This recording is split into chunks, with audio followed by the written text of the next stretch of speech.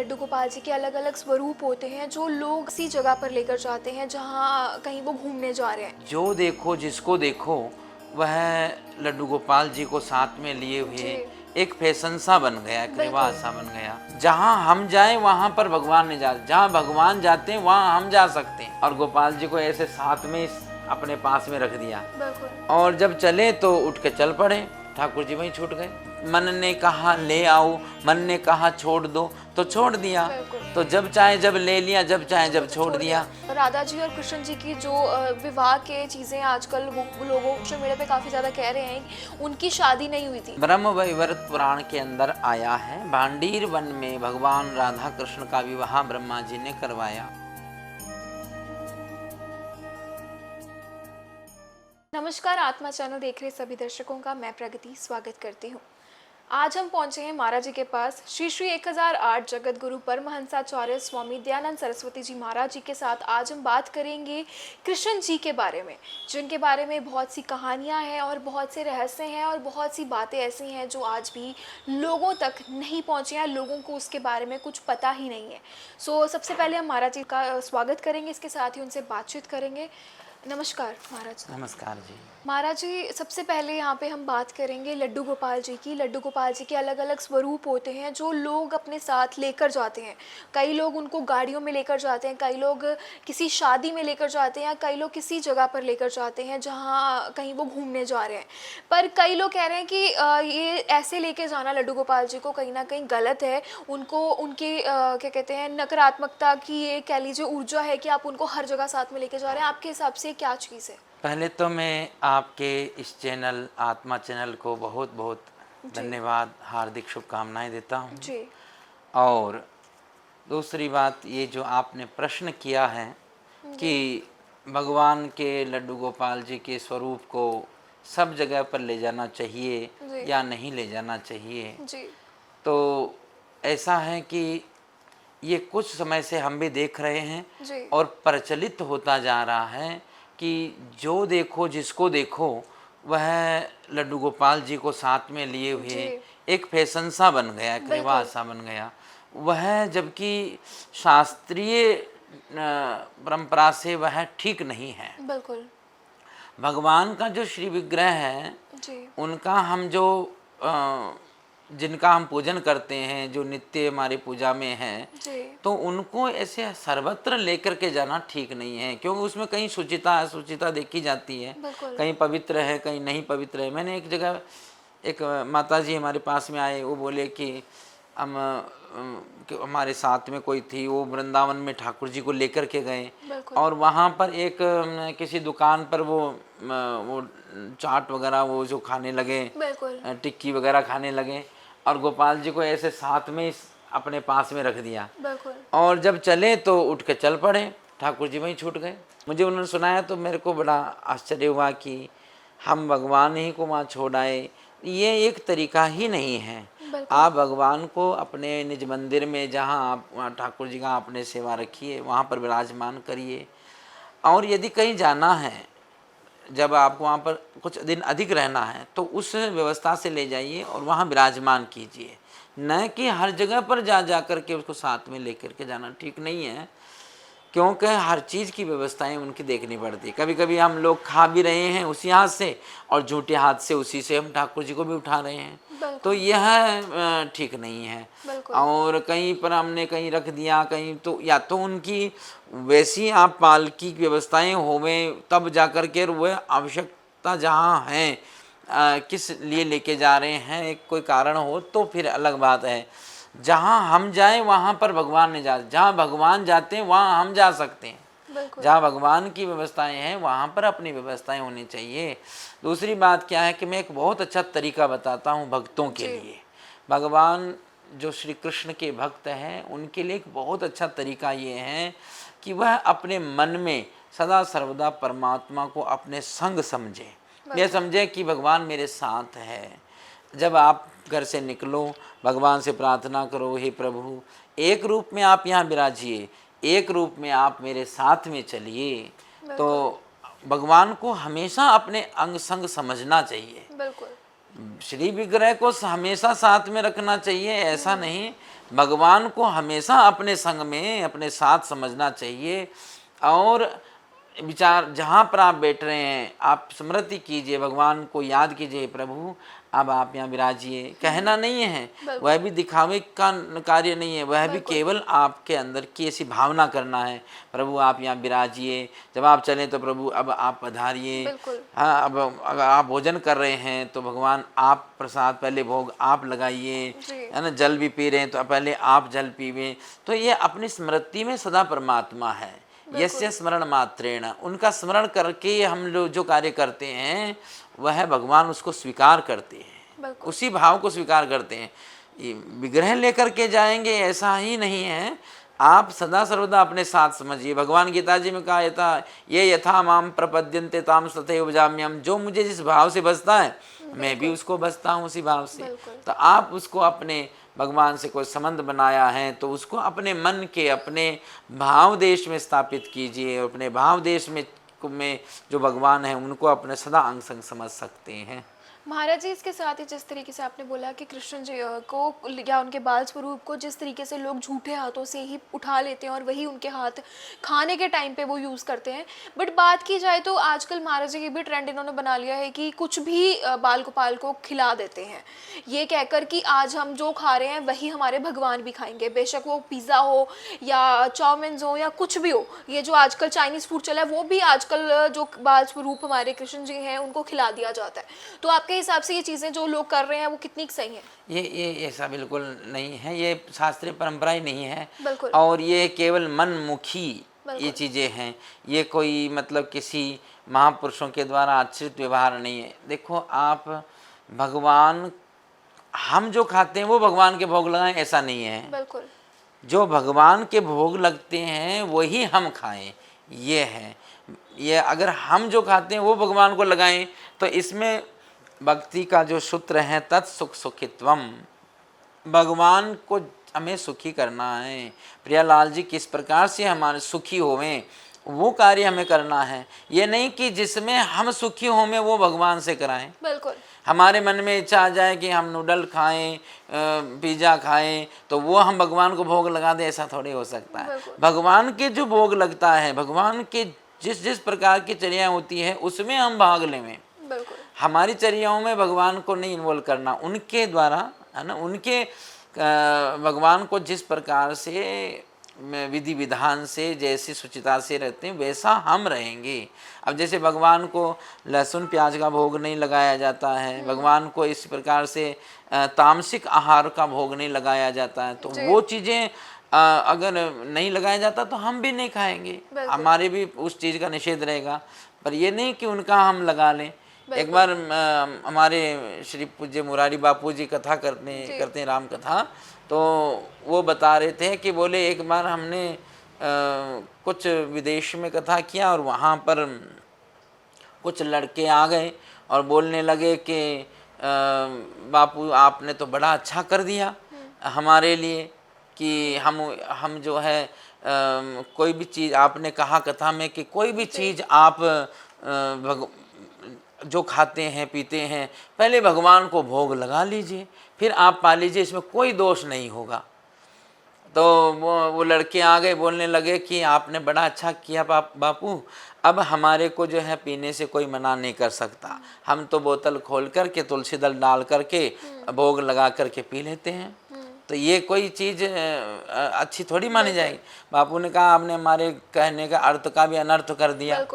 तो जो चीज़ हम भगवान को भोग लगता है वही तो लगाएंगे ना, जो नहीं लगता है वो नहीं लगाना, यही नियम है। और भगवान को शुद्ध सात्विक आहार का भोग लगता है, वही हमारा भी भोजन हो। तुम्हें निवेदित भोजन करी, तो कौन सा चीज़ निवेदित करना है? वही निवेदन करना है जो सात्विक हो, जो सुचिता में हो, जो पवित्र हो, वह प्रसाद हम भगवान को, इसलिए उसको कहते हैं प्रसाद है वो। और ऐसा थोड़ी कि कुछ भी लगा दिया जाए तामसिक आहार तो वह भी हमारा भोजन हो गया, ऐसा नहीं है, वह प्रसाद नहीं है, ये तो नरक में जाने वाला रास्ता है। इसलिए भगवान को वही भोग लगाइए। महाराज जी, इसके साथ ही जिस तरीके से आपने बताया, आज भी ना कुछ लोग ऐसा कहते हैं कि जो वृंदावन से वो लड्डू गोपाल जी को लेकर आएंगे उसकी महानता ज़्यादा है, और अगर वो यहाँ लोकल किसी दुकान से लड्डू गोपाल जी खरीदते हैं तो उसमें उस तरीके का उनको कुछ भी मतलब अर्थ नहीं होगा उस चीज़ का। तो आपके हिसाब से लड्डू गोपाल जी को कहाँ से लेना ज़्यादा महत्वपूर्ण होता है? भगवान आप चाहे कहीं से भी लाओ, चाहे आप अपने शहर से ले लो, चाहे वृंदावन से ले लो, बिल्कुल। परंतु बिना किसी गुरु के, बिना किसी संत की आज्ञा के नहीं लेना चाहिए। जी। क्योंकि आप अपने मन से लाए, मन ने कहा ले आओ, मन ने कहा छोड़ दो तो छोड़ दिया, बिल्कुल। तो जब चाहे जब ले लिया, जब चाहे जब छोड़ दिया। तो ये भक्ति की परंपरा नहीं है। भक्ति की परंपरा में बहुत चीज़ों का निर्वाह करना बहुत ज़रूरी होता है। जी। जैसे बिना गुरु आज्ञा के हम लोग ये कार्य नहीं कर सकते, बिना गुरु दीक्षा के गुरु मंत्र नहीं जपा जा सकता, बिना दीक्षा के आप कोई कार्य अनुष्ठान नहीं कर सकते हैं। तो बिना गुरु आज्ञा के आप भगवत सेवा में, श्री विग्रह की सेवा भी नहीं करना चाहिए। जब आप गुरु की आज्ञा में रह कर के करेंगे तो वो आप जल्दी छोड़ेंगे नहीं। बिल्कुल। एक छोटी सी बात मैं आपको बता देता हूँ कि हमारे वृंदावन में भक्तमाल में कथा आती है कि श्री कुंभन दास जी जो है वह भगवान के ऐसे भक्त थे कि भगवान की उनसे सीधी वार्ता होती थी। तो वह खेत में हल चला रहे थे। एक दिन भगवान उनके सामने आ गए और हल जोतने में उनके साथ में शरारत करने लगे। तो कुंभन दास जी जो है जल्दी जल्दी कर रहे हैं और कहने लगे, कन्हैया तुम देखो मेरे को परेशान ना करो, मेरे को जो है जल्दी जल्दी करना है और जल्दी कार्य खत्म करके और मुझे मंदिर की तरफ जाना है। तो भगवान बोले कि बाबा आप किस मंदिर जाने की बात कर रहे हैं, और मंदिर जाने से तो भगवान ही मिलेंगे ना, तो मैं तो तुम्हारे पास आ ही गया हूँ, तो फिर तुम मंदिर क्यों जा रहे हो? कुंभन दास जी बोले कि मंदिर जाने में हमारे को फ़ायदा है, आपसे बात करने में फ़ायदा नहीं है, क्योंकि आप तो अपनी मर्जी के मालिक हैं। मर्जी से आए और भी अभी मर्जी हुई तो आप तुरंत यहाँ से अंतर्ध्यान हो जाएंगे, चले जाएंगे। परंतु मंदिर में जाने से हमारा फ़ायदा क्यों है कि एक तो वहाँ पर आप हमारे गुरुदेव के द्वारा स्थापित हैं, तो वहाँ पर आप स्थापित हैं, वहाँ से आप जा नहीं सकते हैं, वहाँ पर आप भी बैठेंगे हैं। और दूसरी बात यह कि वहाँ जाएंगे तो यहाँ तो केवल भगवंत दर्शन दे रहे हैं, वहाँ पर संत भगवंत दोनों दर्शन देंगे। और तीसरी बात यह है कि यह वह मंदिर जाने के कारण से ही आज आप हमें मिले हो, तो इसी कारण से मंदिर जाने में फ़ायदा है। मेरे कहने का तात्पर्य यह है कि जैसे यदि भगवान का श्री विग्रह है आपको गुरु आज्ञा से प्राप्त हुआ है, गुरुदेव की कृपा से प्राप्त हुआ है, तो वह आप भी भगवान को नहीं छोड़ सकते और भगवान भी आपको नहीं छोड़ सकते हैं, और दोनों का संबंध बन जाएगा। गुरु जो है वह भक्त को भगवान से मिलाने के लिए ही वह संबंध बनाते हैं, इसलिए गुरु आज्ञा से ही ये कार्य करना चाहिए। महाराज जी, इसके साथ ही जिस तरीके से सोशल मीडिया पे कुछ चीज़ें बहुत वायरल हो रही हैं, एक बच्चा है भागवत करके जो अपने बाल स्वरूप से ही कृष्ण जी की आराधना करता है, कृष्ण जी के प्रति उसका बहुत अत्यंत प्रेम है। जो लोग कहीं ना कहीं उसको ट्रोल भी कर रहे हैं ये कहकर कि उनकी उम्र अभी पढ़ने की है, अभी स्कूल जाने की है। आपके हिसाब से ये सब चीज़ें क्या चल रही हैं? वो बच्चा पहले से तो नहीं मतलब ये सब चीज़ें कर आया है? भक्ति के लिए, वैराग्य के लिए, भजन के लिए कोई आयु जो है देखी नहीं जाती है। यहाँ पर तो हमारे भागवत जी में ध्रुव जी 5 वर्ष के हैं, बिल्कुल। प्रहलाद जी जो है वह 5-7 वर्ष के हैं। बिल्कुल। ऐसे छोटे छोटी अवस्था में भी उन्होंने वह कार्य कर दिखाया जो बड़ी बड़ी उम्र के नहीं कर सकते हैं। तो इसलिए यहाँ उम्र का कोई वो तकाजा नहीं है, उम्र का कोई यहाँ पर प्रतिबंध नहीं है। आप जिस उम्र में आपके भीतर वह चेतना आ जाए, तो उस बालक के अंदर वह चेतना जागृत हो गई, तो आज वह सबको उस भाव से मतलब लगा रहे हैं सबको, बड़े मंच पर और जाकर वो बोल रहे हैं हाँ, कि हाय हेलो छोड़ो, एक बहुत बड़ी बात है ये कि वह उसके अंदर ऐसी प्रज्ञा जागृत हो गई है। बिल्कुल। तो ये तो ऐसी चीज़ है कि जो इस दिशा में एक बार लग जाए तो उसकी प्रज्ञा जागृत हो जाती है। बिल्कुल। उस बालक से सबको शिक्षा लेनी चाहिए, बड़े जी। बूढ़ों को भी शिक्षा लेनी चाहिए कि ये छोटा सा बालक है जिसके अंदर ऐसी प्रज्ञा जागृत हो गई है, वो भक्ति कर रहा है, तो हम क्यों नहीं करें। हमारा तो दुर्भाग्य है कि हमारे ऐसी ये हमारी शिक्षा पद्धति हमको पढ़ाई जा रही है, जो लॉर्ड मैकाले की वो शिक्षा पद्धति को हम पढ़ रहे हैं, और हम इसके अंदर जो है ऐसी पढ़ाई पढ़ते हैं जिसके अंदर हम देखते हैं कि यहाँ ना हमारे इतिहास को ठीक पढ़ाया जा रहा है, ना हम अपने देवी देवताओं के बारे में पढ़ सकते हैं, ना अपने धर्म शास्त्रों के बारे में जान सकते हैं। आज के समय में धर्मशास्त्र को एक ऐसा बना दिया गया कि आप जब बूढ़े हो जाओगे, आप जब किसी काम के नहीं रहो, तब आप ये धर्मशास्त्रों को देखना, उससे पहले तो आप यही पढ़ाई पढ़ना है जो ये लॉर्ड मैकाले की पढ़ाई है। इसलिए जब हमारे युवा पीढ़ी के अंदर अध्यात्म नहीं रहेगा तो अध्यात्म का विकास नहीं आएगा, तो क्या होगा। इस बेतुकी पढ़ाई के कारण से व्यक्ति बाहर से भले ही भौतिक रूप से वह बहुत अच्छा धनवान हो जाएगा, परंतु आध्यात्मिक रूप से वो बहुत गरीब हो जाएगा।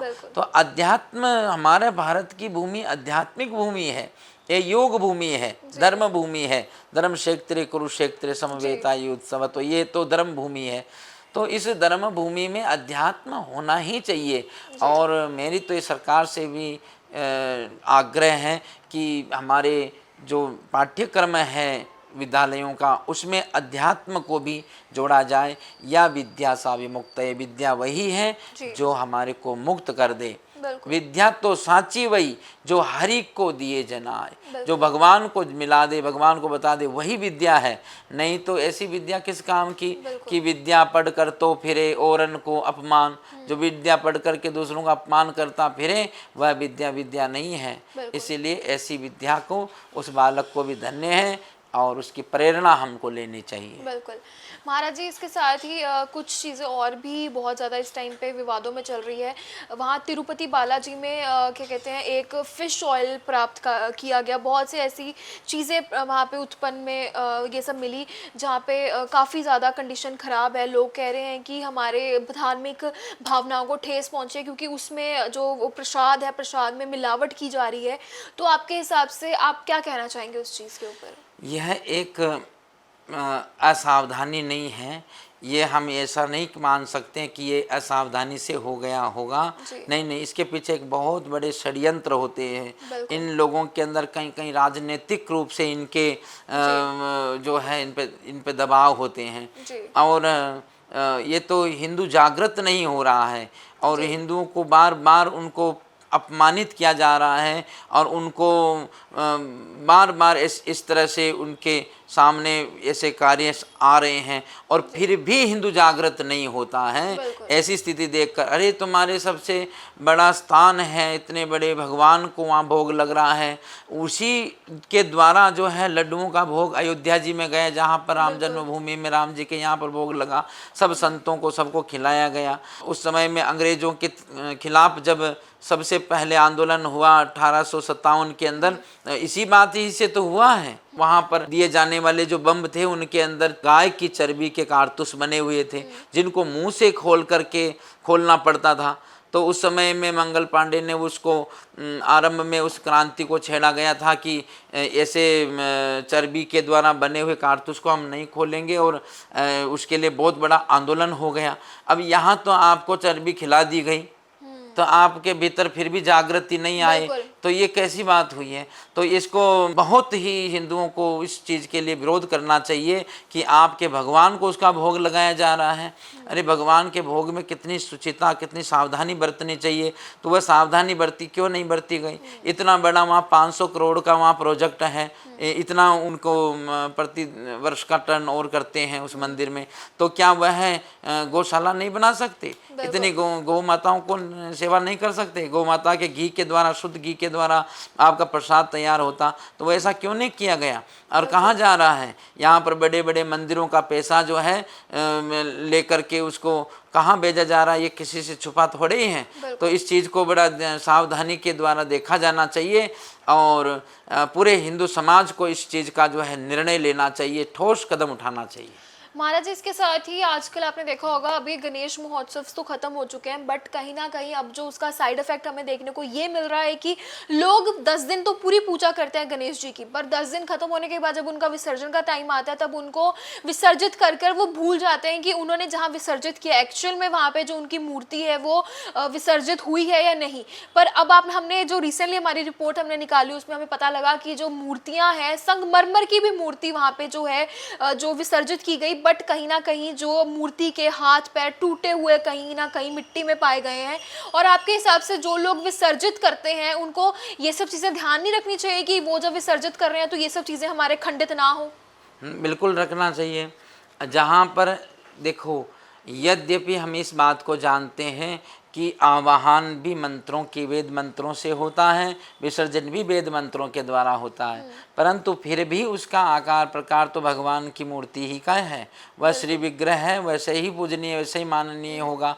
तो उस का विधान समझना चाहिए। जो कमेटी श्री गणेश जी की मूर्ति की स्थापना वहाँ पर कर रहे हैं और फिर उसके बाद विसर्जन कर रहे हैं, तो ये उनको भी जानना चाहिए कि इस तरह से कहीं यत्र तत्र कहीं पर भी उसको प्रवाहित नहीं करना चाहिए। यदि जलाशय इतना बड़ा हो कि जिसमें उसका वास्तव में बड़े आदर के साथ में विसर्जन हो सके तो करना चाहिए, नहीं तो कहीं कहीं जगह थोड़े से जल के अंदर उसको कर दिया जाए, न तो वो प्रवाहित हुए न वह विसर्जित हुए और उसमें ही कहीं न कहीं वह टूट करके कहीं मुख गिर रहा है, कहीं हाथ गिर रहा है। इस तरह से करने से यह अपराध होता है, इसका जो है भगवान की प्रतिमा के साथ अपमान होता है। ये चाहिए कि जो जो पांडाल के अंदर स्थापना करते हैं उनको खाली जगह पर उतना बड़ा जो है गड्ढा करके उतना बड़ा जो है वहाँ कुंड बनाना चाहिए और उस कुंड के अंदर जल भरना चाहिए और वहीं पर उस मूर्ति को विसर्जित करना चाहिए। और विसर्जित करने के बाद में जो अगर उसका जो है जो अवशेष रहता है उसको सबको थोड़ा प्रसाद देना चाहिए, अपने गमले में ले जा कर के सब लोग जो है उसको डालें या उसका प्रसाद बांटना चाहिए जिससे सबको लाभ मिल सके, ऐसा मतलब विचार करना चाहिए। और भी अनेक उपाय हो सकते हैं, कम से कम जो छोटे विग्रह हैं वह तो आप किसी पात्र के अंदर भी उनको आप जल प्रवाहित कर सकते हैं और उस जल को पौधों में डाल सकते हैं, परंतु बड़े स्वरूप हैं तो वहाँ पर कुंड बना करके उसमें प्रवाहित करना चाहिए, न कि कोई नदियों में जाकर कहीं पर जहाँ पर न पूरा जल है वहाँ जा कर के प्रवाहित किया, ऐसा ठीक नहीं है।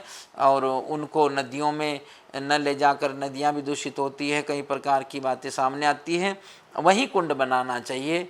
तो यह एक बहुत अच्छा होगा और एक समाज को अच्छा संदेश जाएगा। महाराज जी, इसके साथ ही मेरा एक सवाल और आता है यहाँ पे कि राधा जी और कृष्ण जी की जो विवाह के चीज़ें आजकल वो लोगों सोशल मीडिया पे काफ़ी ज़्यादा कह रहे हैं कि उनकी शादी नहीं हुई थी, बट लोग आज उनके स्वरूप की शादियाँ करवा रहे हैं। लोगों के बीच में ये काफ़ी एक कह लीजिए र्यूमर फैला हुआ है कि उनकी शादी नहीं हुई थी। तो आप एक बार हमारे दर्शकों को बताइए कि क्या सच है? ब्रह्म वैवर्त पुराण के अंदर आया है, भांडीर वन में भगवान राधा कृष्ण का विवाह ब्रह्मा जी ने करवाया, तो ऐसा वर्णन आया, वह स्थान भी बना हुआ है वहाँ पर।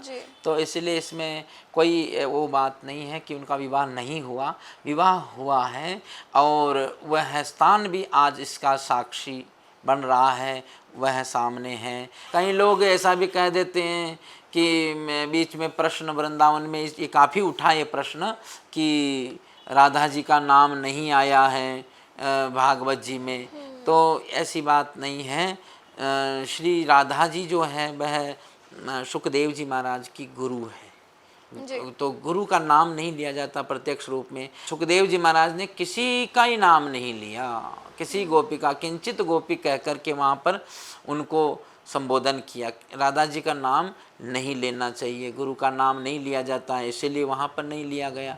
और भी कई कारण बताते हैं कि श्री राधा नाम का बोलने से उनकी 6 महीने की समाधि लग जाती थी, ऐसा भी उनका श्री सुखदेव जी महाराज का चरित्र था। तो ये इस कारण से राधा जी का नाम नहीं आया बाकी ऐसा नहीं है कि राधा जी का स्वरूप नहीं है। आप देवी भागवत पढ़ के देखो, ब्रह्म वैवर्त पुराण पढ़ करके देखो, उनमें श्री राधा और श्री कृष्ण परम तत्व है। बिल्कुल।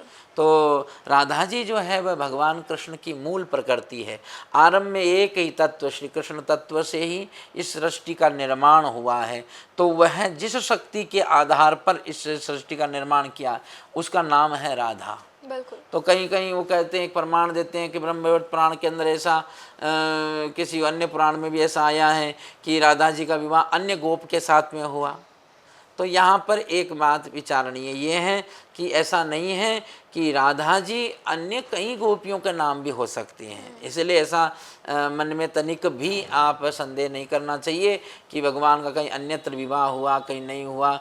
स्वयं यहाँ पर जो है रूप गोस्वामी जी का एक नाट्य है, उसके अंदर तो यहाँ तक लिखा गया कि श्री राधा जी जो है वह संतों का भाव है कि श्री किशोरी जी को जब मूर्छा नहीं टूटी भगवान के मथुरा गमन के पश्चात, तो देवता उनको देवलोक में लेके गए। वहाँ पर भी मूर्छा भंग न होने पर श्री किशोरी जी को जो है वह ले जा कर के आगे सत्राजीत को यहाँ पर सौंप दिया गया और सत्राजीत के यहाँ सत्यभामा जी ही श्री किशोर जी के रूप में भगवान को ब्याही गई।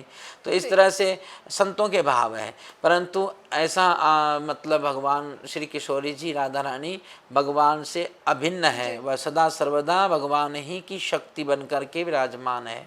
इसलिए आज आप देखो जहाँ पर भी स्थापना होती है राधा कृष्ण की स्थापना होती है, राधा रुक्मिणी की स्थापना नहीं होती है। भगवान के 16,108 विवाह हुए पर किसी की स्थापना होती क्या? पर श्री राधा रानी के साथ ही स्थापना क्यों की जाती है? क्योंकि यहाँ पर हमारे सभी जानते हैं राधा कृष्ण दोनों तत्व अलग अलग नहीं है, दोनों एक ही हैं। बिल्कुल।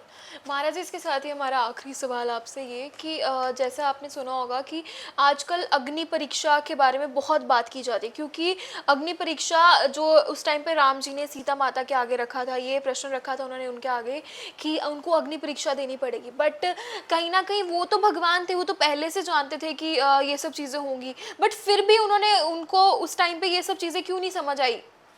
ऐसा नहीं है, भगवान सब अंतर्यामी हैं, भगवान सब जानते हैं। और भगवान और भक्त के बीच में ऐसी अनेकों परीक्षाएं होती हैं जिसमें भक्त के भक्ति के ऊपर जो है कई प्रकार की कठिनाइयां सामने आती है और उन कठिनाइयों का सामना भक्त को करना पड़ता है। जैसे श्री जानकी जी तो स्वयं भगवान से अभिन्न है, परंतु एक भक्त के रूप में वह वहाँ पर जो है हमको शिक्षा दे रही है। इसमें परीक्षा माँ की नहीं है, परीक्षा तो हम लोगों की है। तो वहाँ पर हम लोगों को एक उपदेश दिया जा रहा है। तो श्री जानकी जी जो है वह जब हरण हो रहा है तो उस समय में एक स्वर्ण मृग की कामना कर रही है जानकी जी। तो भगवान ने उस स्वर्ण मृग को देने की जगह स्वर्ण की लंका ही दे दिया। बिल्कुल। जैसी कामना किया वैसा ही भगवान उनको दे दिया, भक्त ने जो कामना की।